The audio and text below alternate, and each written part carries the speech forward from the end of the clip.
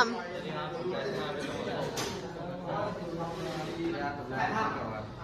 นี้เรามาทดสอบ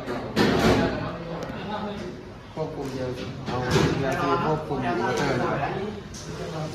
ไม่ใช่แล้วเบรกคิดเบรกเกอร์2 วงครับเบรกกิ้งพาวเวอร์สะพานสวิตช์โหมดครับสวิตช์ครับอินเวอร์เตอร์ครับ PLC ครับอินเวอร์ครับ แล้วก็ โน้ตบุ๊กครับเขียนวงจร วงจรครับ แล้วก็มอเตอร์การทำงานครับหมดเลย หมดเลยนะครับเป็นการสตาร์ทแบบของจริงนะครับเมื่อกดสวิตช์ค้างมอเตอร์จะทำงานนะครับเมื่อกดปล่อยมอเตอร์จะดับครับไปรีเวิร์สครับกดค้างหมุนมอเตอร์ครับ